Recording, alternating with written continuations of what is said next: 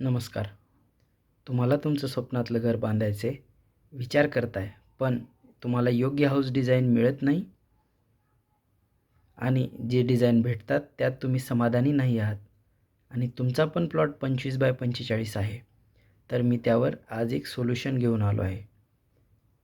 तुमची जागा कमी आहे, पण स्वप्न मोठं आहे. आज मी तुम्हाला 25x45चं प्लॅनिंग दाखवणार आहे, जिथे 1,500 स्क्वेअर फीटची सोय फक्त आपण 1100 स्क्वेअर फीटमध्ये केला आहे. लोक म्हणतात छोट्या जागेत 2 BHK बसवणं शक्य नाही, पण या घराचा नकाशा पाहिल्यानंतर तुम्हाला विश्वास बसणार नाही की एवढ्या कमी जागेत एवढं प्रशस्त घर कसं उभं राहिलं. कमी बजेटमध्ये आलिशान घर हवं आहे तर या हाऊस प्लॅन तुम्ही एकदा नक्की विचार करू शकता. यामध्ये अशा काही ट्रिप्स वापरल्या आहेत ज्याने तुमचे 3-4 लाख आरामात वाचू शकतात. तर या ट्रिक्स मी तुम्हाला या व्हिडिओच्या शेवटी सांगणार आहे. ते व्हिडिओ नक्की बघा. नमस्कार, मी सचिन, सिव्हिल इंजिनियर, तुमचा जवळचा मित्र. या व्हिडिओमध्ये मी घेऊन आलो आहे 25x45 या प्लॉट साईजवर सुंदर हाऊस प्लॅन.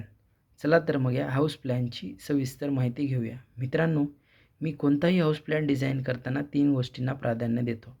ते म्हणजे नियोजनबद्ध प्लॅनिंग, वास्तू आणि क्रॉस व्हेंटिलेशन. म्हणजे आजकाल शहरं वाढत चालली आहेत.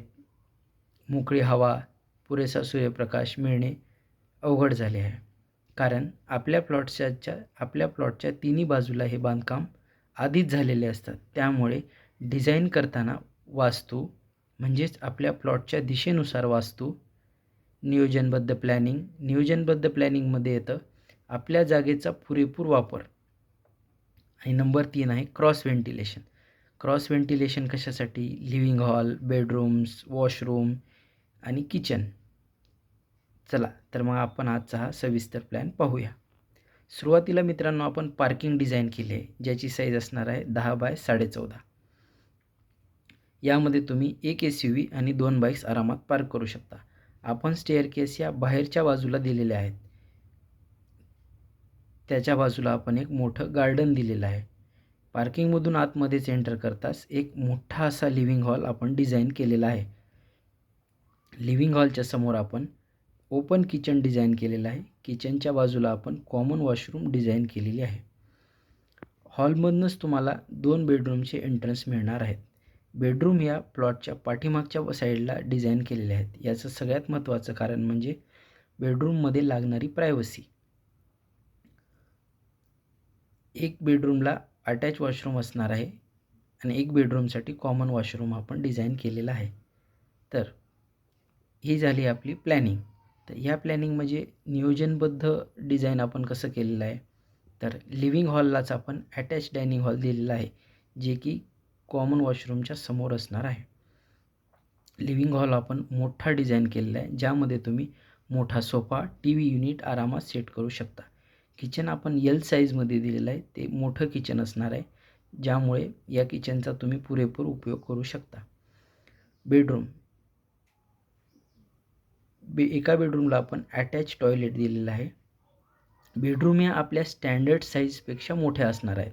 तर बेडरूमची स्टँडर्ड साईज कोणती? तर बेडरूमची स्टँडर्ड साईज असते 10x10. Small bedroom, medium bedroom. आणि स्टँडर्ड बेडरूमची साईज असते 11x12. तर आपण एक बेडरूम जी अटॅच वॉशरूम आहे ती बेडरूम डिझाईन केलेली आहे 11x11. त्याला अटॅच 4x7 टॉयलेट. आणि एक जी आपली मोठी बेडरूम असणार आहे ती असणार आहे 12 फूट 4 inch by 12 foot 4 inch. He bedroom मोठी असणार आहे. चला तर या हाऊस प्लॅनमध्ये आपल्याला व्हेंटिलेशन कसं भेटेल, तर त्यासाठी आपण काही ट्रिक्स यूज केलेल्या आहेत. 2 बेडरूम आणि 1 वॉशरूम यामध्ये आपण एक मोठा OTS दिलेला आहे, जो पिवळ्या कलरने डिनोट केलेला आहे.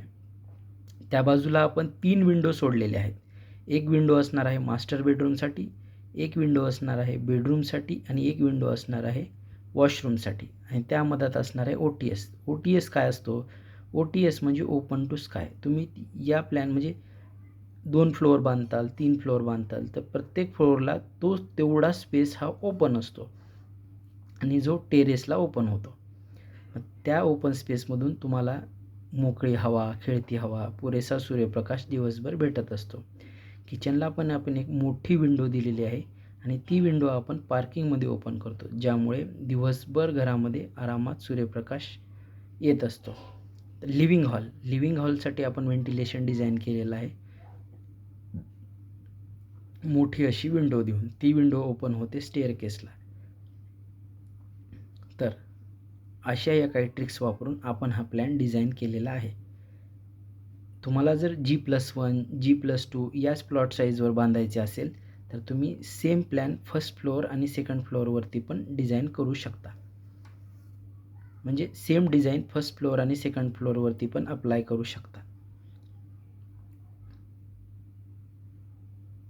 तर मित्रांनो, या प्लॅनमधील तुम्हाला सर्वात आवडलेली गोष्ट कोणती ती कमेंटमध्ये सांगा. तुम्हालाही तुमच्या प्लॉट साईजवर असेच कस्टमाइज प्लॅन हवे असतील तर तुमची प्लॉट साईज कमेंटमध्ये लिहून सांगा. मी त्यावर नक्कीच व्हिडिओ बनवेन. फक्त प्लॉट साईज लिहिताना तुमच्या प्लॉट साईजची डायरेक्शन मात्र लिहा, कारण आपण प्लॅन म्हणजेच हाऊस डिझाईन करताना 3 गोष्टींना प्राधान्य देतो: नियोजनबद्ध प्लॅनिंग, वास्तू आणि क्रॉस व्हेंटिलेशन. या गोष्टी आजच्या डिझाईनमध्ये खूप महत्त्वाच्या आहेत. तुम्हाला कोणती गोष्ट आवडली या डिझाईनमधली ती नक्की कमेंट करून सांगा. हा व्हिडिओ इथंपर्यंत बघितल्याबद्दल खूप खूप कृतज्ञता. खूप खूप धन्यवाद.